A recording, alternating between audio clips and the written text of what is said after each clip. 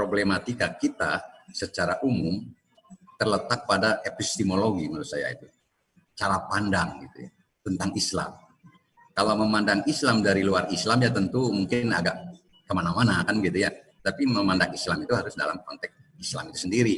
Situasi seperti apa ayat itu diturunkan. Jangan lantas diadopsi secara, dulu juga kan, padahal Al-Quran itu tidak turun sekarang kan gitu. Tetapi prinsipnya tetap bahwa kita harus merujuk pada situasi, kondisi di mana Al-Quran itu diturunkan. Bahwa ini ada nilai-nilai yang mengaburkan ajaran Islam, kenapa mesti dipakai? Nanti jadi dosa turunan gitu ya, menyalahkan, mengajarkan yang salah, keliru itu ya. Jangan, saya bilang, jangan takut sama siapapun kalau sudah menyangkut masalah prinsip-prinsip. Tetapi sikap-sikap yang tadi disampaikan dalam konsep moderasi agama, itulah yang memang harus ditanamkan. Cuma implementasinya jangan sampai ujung-ujungnya semua agama benar.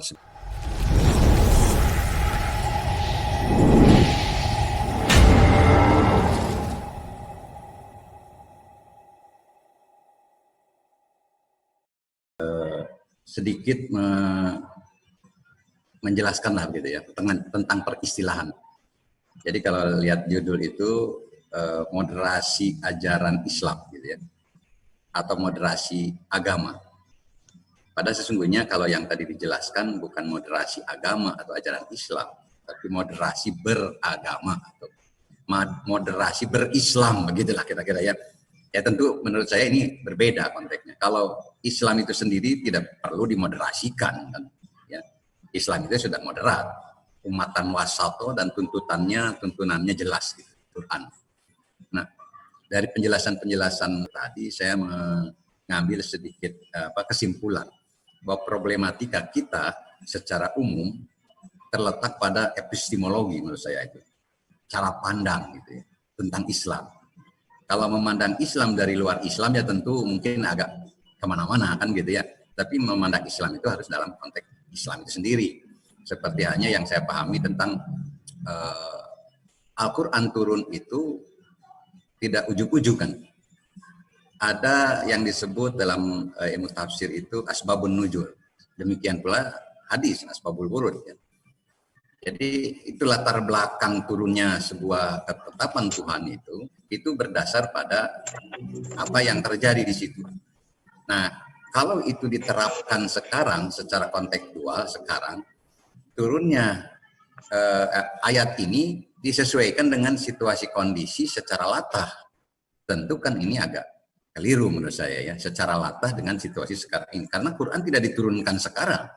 Quran itu diturunkan dahulu kan, sesuai dengan konteks Rasulullah. Prinsip-prinsipnya tentu tidak akan hilang sampai hari ini. Nah, barangkali bukan menafsirkan Quran dengan sekehendak hati dalam konteks sekarang dalam arti latah tadi, tapi harus senantiasa berprinsip pada konteks yang dahulu gitu.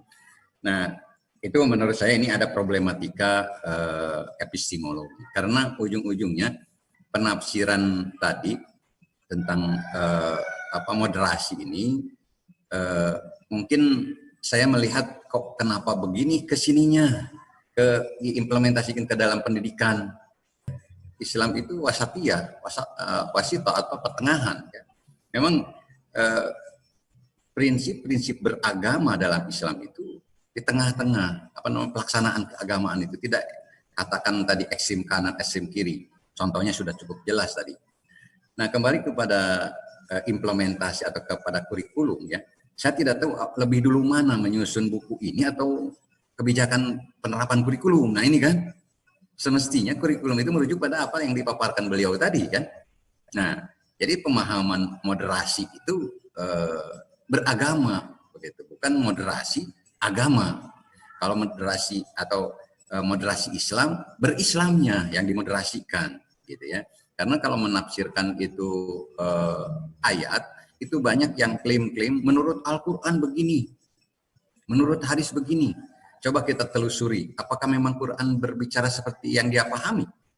Jangan-jangan menurut Quran menurut saya kan gitu ya. Kalau sudah menurut saya, nah itu dah yang bisa kontroversial, kontraproduktif, bisa saja terjadi perbedaan-perbedaan yang signifikan pemahaman terhadap satu ayat. Kita bisa melihat bagaimana para ulama dahulu, imam madhab umpamanya, memahami satu teks ayat, kok implementasinya ada yang berbeda-beda. Ternyata pemahaman mereka juga sesuai dengan konteks di mana mereka ada di situ, tetapi tidak melanggar prinsip. Umpamanya Imam Syafi'i lebih ikhtiyat, ya, berjaga-jaga, sehingga sebelum masuk kepada hal yang membatalkan ini jauh-jauh sebelumnya atau sudah mendekat ke situ sudah di stop gitu ya. Ya itu saya kira dalam fikih seperti itu yang saya pahami. Nah sekarang kok kenapa sekarang masuk konsep moderasi masuk ke dalam pendidikan kok jadi begini? Seperti tadi ini atas nama moderasi maka istilah-istilah yang ada di Quran dihilangkan atau paling tidak disamarkan. Nah ini kan menurut saya itu keliru begitu ya. Demi moderasi, demi toleransi, maka istilah-istilah yang jelas-jelas Quranik itu dihilangkan.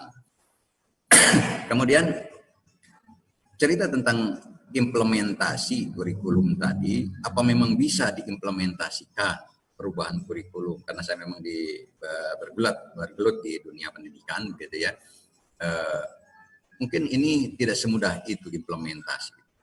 Sosialisasi kurikulum itu memang lama kan gitu. Tidak ujuk-ujuk ada kebijakan dari pusat begini langsung besok dilaksanakan.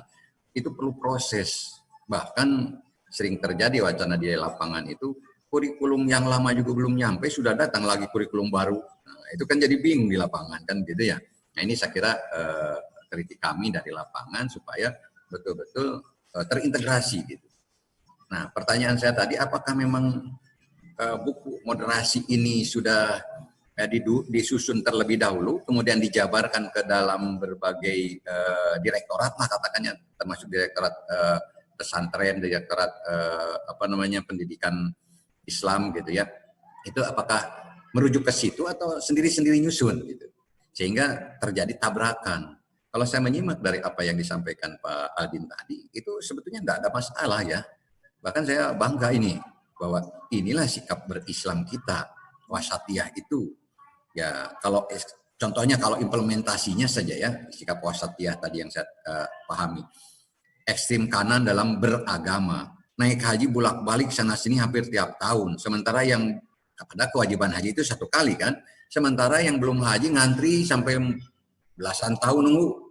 Nah, itu saya kira ini tidak wasatiyah itu perilaku yang naik haji bolak-balik dalam kanan kan gitu. Tapi sebaliknya ada yang tidak mau naik haji padahal dia sudah cukup, takut itu takut ini. Nah itu juga harus ditarik ke tengah sehingga adil kan begitu, tawazun tadi tidak.